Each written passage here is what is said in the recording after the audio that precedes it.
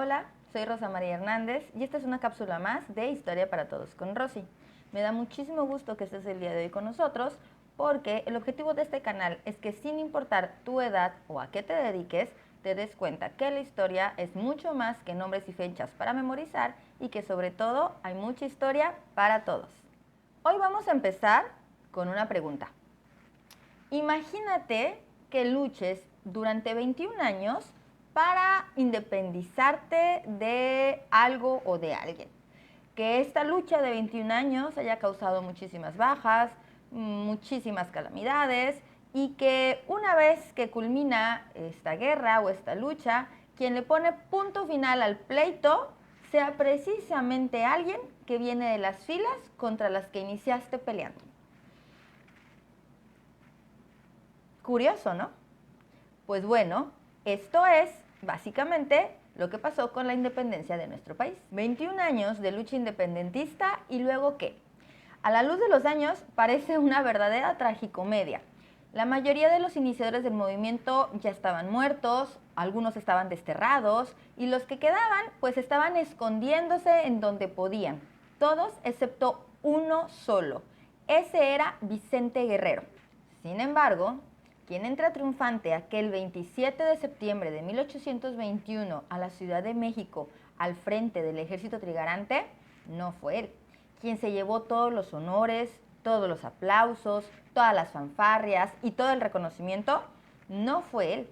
No fue aquel que peleó hasta el último minuto y que tajantemente rechazó el indulto que el virrey Juan Ruiz de Apodaca le había ofrecido, incluso después de enviar a su propio padre a pedirle que se rindiera y que aceptara el indulto.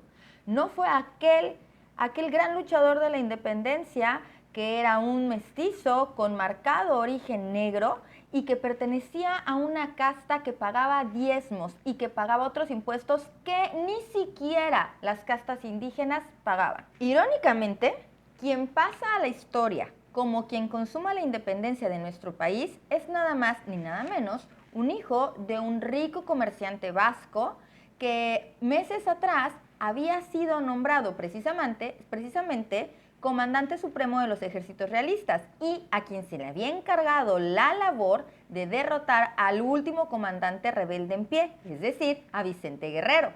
Sobre esta burla del destino hay muchas cosas que decir, sin embargo, ese es material para otro video. Aquí nos vamos a enfocar en qué pasó una vez que se ganó la independencia. Siguiendo la cronología, después de aquel septiembre de 1821, cuando entra, pero así con gran fanfarria y con gran honor Iturbide a la Ciudad de México, el 19 de mayo de 1822, el Congreso mexicano que se instauró nombra emperador a Agustín de Iturbide. Y es el 22 de junio del mismo año que se acuerda que la corona fuese hereditaria de la descendencia del monarca instaurado. Se decidió que doña Ana, quien era esposa de Agustín de Iturbide, fuera coronada junto con su marido con el título de emperatriz y que su hijo primogénito tendría el título de príncipe imperial.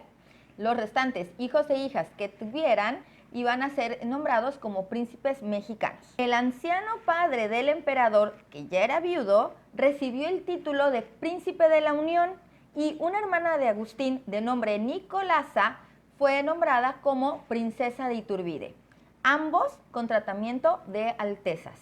Muy republicano y liberal el asunto, ¿no? Demasiado democrático. ¿Ustedes se imaginan? Indígenas, criollos, mestizos, de posición social, algunos buenos o algunos no tan buenos, que durante 21 años estuvieron peleando, fueron al campo de batalla, hubo guerra, para que al final se instaurara un imperio con carácter monárquico como en España se hacía, porque básicamente se copió exactamente lo mismo, la misma forma de gobierno que en España estaba en ese momento, y que además quien venga a coronarse de emperador sea básicamente un militar de las filas de los realistas y que a toda su familia se le dé este tratamiento de altezas y de grandes personalidades.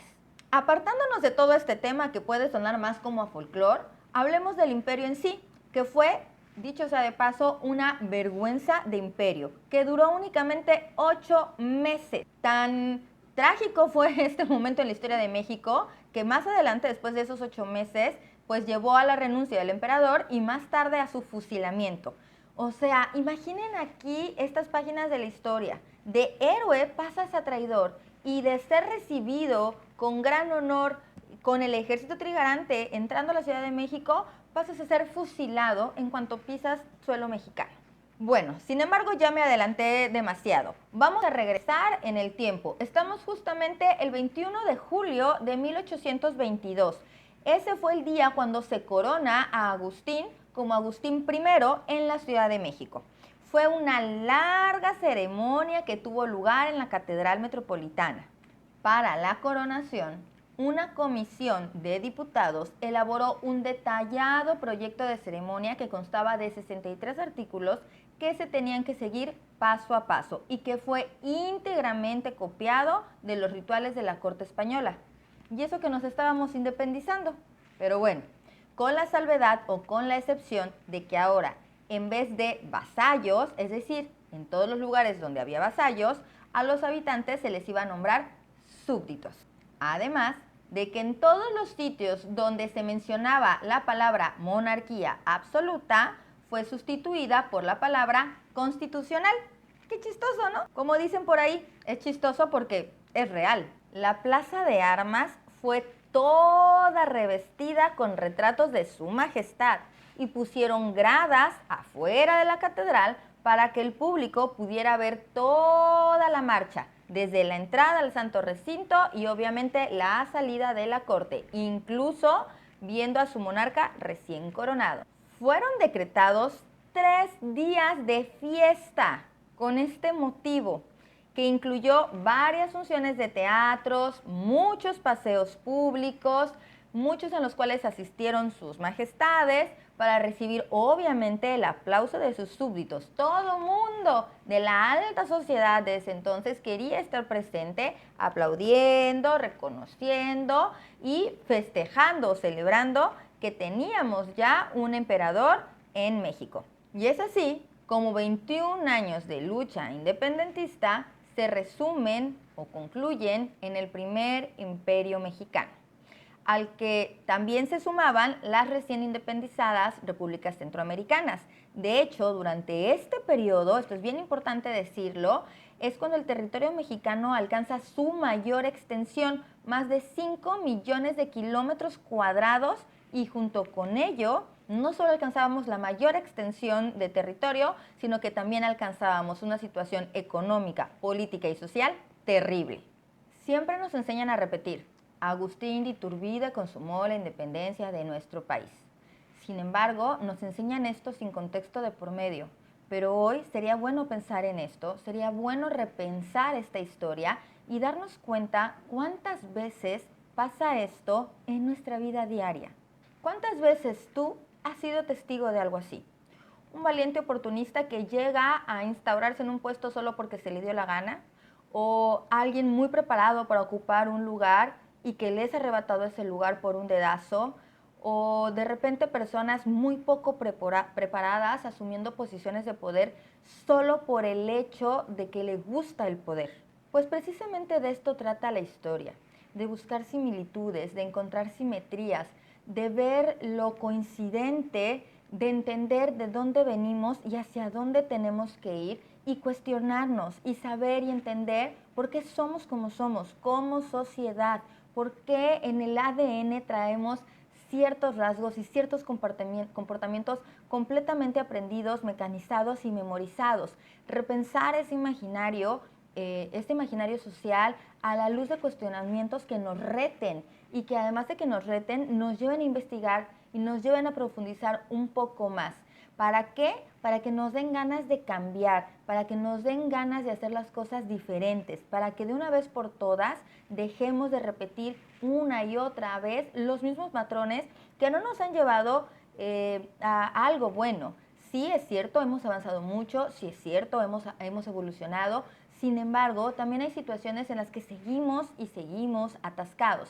Entonces, aquí la idea es que la historia nos ayude a encontrar esas similitudes o esas semejanzas entre el pasado, entre lo que ya pasó, entre lo que ya vivimos y lo que estamos viviendo hoy, para que de esa manera podamos ver qué podemos rescatar de eso, más allá de aprendernos el Iturbide fue quien consumó la independencia, el decir, Iturbide fue una persona que estaba en el ejército realista, que se le contrató y que se le pagó para luchar en contra de los rebeldes y al final él, por un interés personal, que hablaremos en otro momento, por lo que ustedes gusten y manden, pactó la paz con ese rebelde al que supuestamente tenía que matar y al final el que ganó o el que salió ganando en ese momento, porque después ya no, pues fue él. El ventajoso, el que actuó con alevosía, fue él. Y entonces, si nos damos cuenta de eso, pensemos hoy en ese mismo contexto.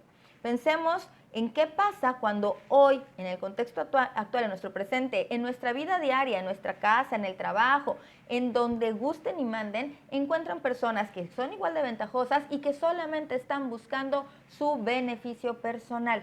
Justamente la historia se trata de encontrar esos puntos, hacer conexión, más que otra cosa, para poder dejarle a las futuras generaciones una mejor historia de frente. Este breve lapso de tiempo en la historia de nuestro país, es decir, la coronación de Iturbide, nos deja muy claro cómo muchas veces estamos aprendiendo la historia, nos aprendemos lo que dice el libro de texto o nos aprendemos lo que dice la estampita, los que somos ya más contemporáneos, pero al final del día no entendemos el contexto real.